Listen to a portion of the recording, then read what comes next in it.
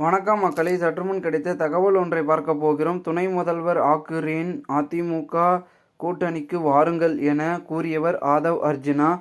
சீமான் பரபரப்பு, திடீர் தகவல். இந்த ஒரு தகவலை பற்றி தான் நாம் பார்க்க போகிறோம். தகவலை பார்ப்பதற்கு முன்னதாக நீங்கள் நம்மளுடைய சேனலுக்கு புதிய பார்வையாளர்களாக இருந்தீர்கள் என்றால் மறக்காமல் நம்மளுடைய சேனலை சப்ஸ்கிரைப் செய்து வைத்துக் கொள்ளுங்கள் மக்களே.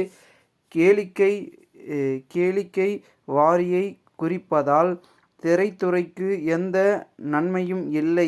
ஒரே ஒரு நிறுவனம், ஒரே ஒரு குடும்பம் மொத்த படங்களையும் வாங்கி விநியோகம் செய்கின்றது என்று நாம் தமிழர் கட்சியின் தலைமை ஒருங்கிணைப்பாளர் சீமான் விமர்சனம் செய்தார். சென்னை ரமணாபுரத்தில் செய்தியாளர்களை சந்தித்து பேசிய சீமான், முன்பு இருந்தது போல் இப்பொழுது திரை உலகம் இருக்கிறதா? ஒரு திரைக்கலைஞரோ ஒரு விநியோகஸ்தர்களை யாரையாவது சொல்லுங்கள்.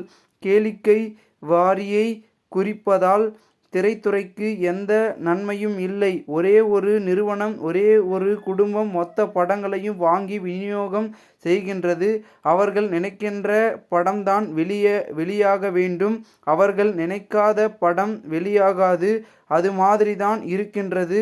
தயாரிப்பாளர்கள் சங்கமும் கமலஹாசனும் வைத்த கோரிக்கையை ஏற்று கேளிக்கை வாரி குறைக்கப்பட்டதால் சொல்கிறார்கள். ஒரு தலைவன் என்பவன் பாதிப்பு இருக்கின்றது என்று தெரிந்தவுடன் தானாக சரி செய்ய முயற்சி எடுக்க வேண்டும். யாராவது கோரிக்கை வைத்தால் தான் சரி செய்வீர்களா? தேர்தலுக்கு 6 மாதங்கள் உள்ள நிலையில் கேளிக்கை வாரியை குறைக்கின்றனர்கள். மின்கட்டணம், சொத்து வரி எல்லாம் எப்பொழுது குறைப்பீர்கள்? அதற்கு ஏதாவது வாய்ப்பு இருக்கா? அதனுடைய பெயரே கேளிக்கை வரிதான். இதனால் திரையுலகம் வாழ வைத்துவிடுவார்களா? அது அவர்களுக்கு வருகின்ற வருவாய் தான். வேறு யாரும் இதில் வாழப்போவது? எத்தனை படங்கள்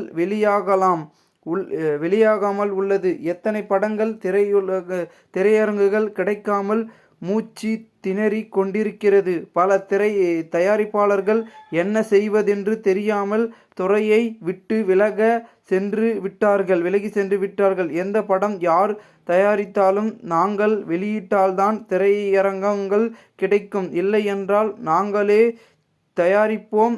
எங்கள் நிறுவனத்தில் நடித்தால்தான்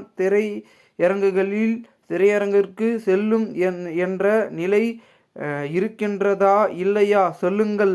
இதோ ஆதவ் அர்ஜுனாவுக்குத்தான் துணை முதலமைச்சர் ஆக்குறேன், அதிமுக கூட்டணிக்கு வாருங்கள் என கூறினார் என்றார் சீமான். இந்த ஒரு தகவல் அரசியல் வட்டாரங்கள் பெரும் பேசும் பொருளாக மாறியிருக்கிறது.